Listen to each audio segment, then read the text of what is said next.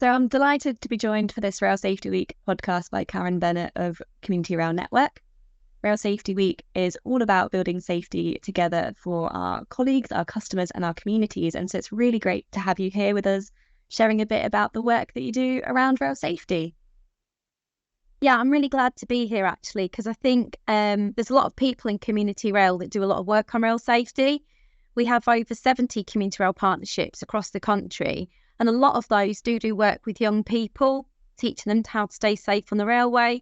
We've got quite a lot of partnerships that go out to schools. They take their fancy dress kits, kids dress up, they wave flags, they blow horns and whistles. And they learn about the dangers of the railway. They learn about how fast trains go. They learn about electrification. They watch videos. They find out what's happened to other people who've taken risks on the railway. And also a lot of our community rail officers take young people out on trips. So a lot of people that haven't been on the railway before, who might be a bit scared to go out because they've heard, we mustn't do this, mustn't do that. We show them actually that using the railway, if you use it safely and you follow the rules, it's a really safe, sustainable and fun way to travel. So we've got a lot of officers that drive that message home. Do not trespass on the railway, and why. And they don't just work in isolation. A lot of our officers work with the BTP, with Network Rail, with TOCs. They go to schools, colleges, community groups. They might go to local stations, to fairs, to really drive that message home. And actually what's really positive is we've got a lot of community rail officers now who are dedicated to education work. They are dedicated officers, a lot like myself, who are ex-teachers. And their sole purpose is to go out to groups and talk about rail safety and all the other things, like careers in rail and sustainability. And a lot of those members attend the Education Network, which I chair monthly. And we've been really sort of privileged to be able to work on projects such as Arlo's Adventures and Backtrack Competition, which really champion rail safety.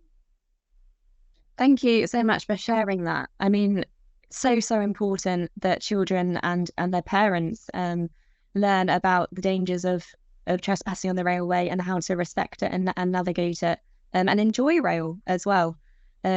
So you've mentioned there the Backtrack competition. Can you tell us a little bit about what that is and how people can get involved?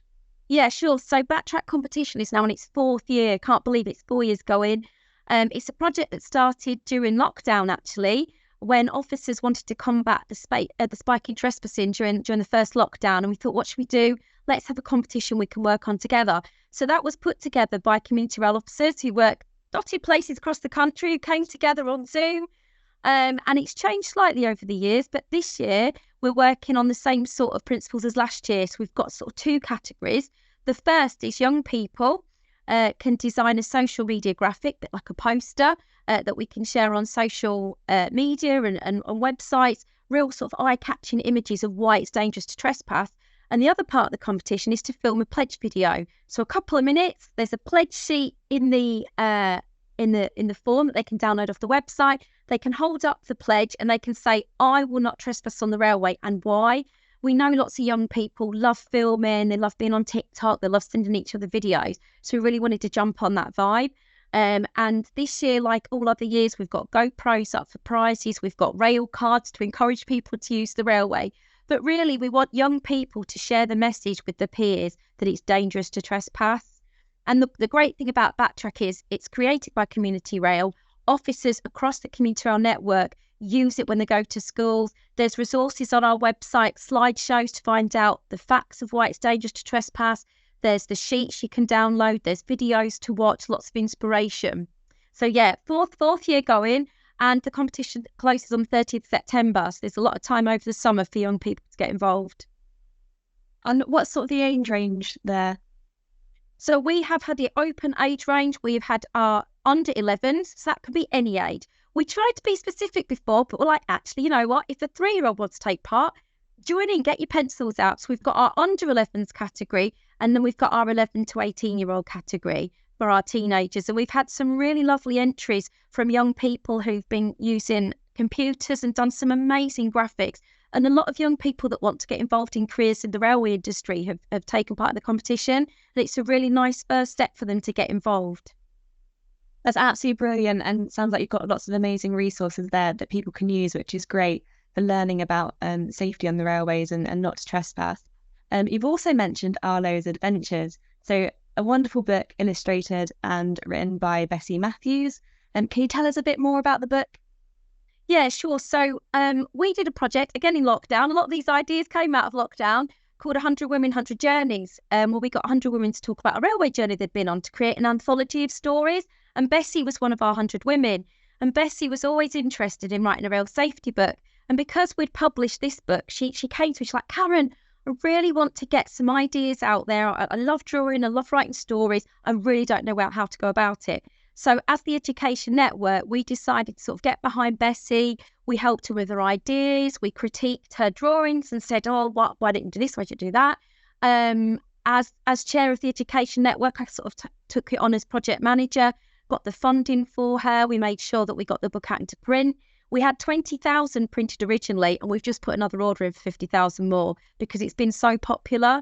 And we've had so much feedback from young children, older children, families alike that find it a really useful resource.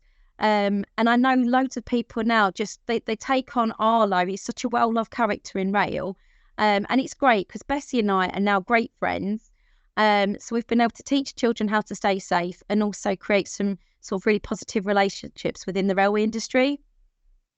Absolutely brilliant. And I mean, I've seen the book firsthand, and it is absolutely wonderful. Some really easy lessons for kids in there about how to navigate railway safely. And Bessie has very kindly done a drawing for us specifically for Rail Safety Week. So there is a colouring competition live right now for young children aged up to 8 years old. And we've got some wonderful prizes for those. So I've got to say a big thank you to the organisations that have sponsored that. So these include Babcock, British Transport Police, and Community Rail Education Network, which you're chair of. So thank you very much for that. So really do encourage lots of children to get involved in that. Great prizes available, and it's just really bringing that safety message home that is so important. Is there anything else that you'd like to share around engagement with community rail, how people can get involved? Yeah, I think the first step really, if you're not sure if there's a community rail partnership in your area, is come onto our website, communityrail.org.uk. You can have a look at a map, can find out where your local partnership is. There could be a community rail partnership, there could be adoption groups that are keen to reach out to all sectors of the community. You know, community rail, we are the link between the communities and the railway. So if you want to work with young people, if you want to work with different community groups, community rail partnership and adoption groups are a great place to start. And now, just to finish off, earlier this week, you will have spoken at the launch conference.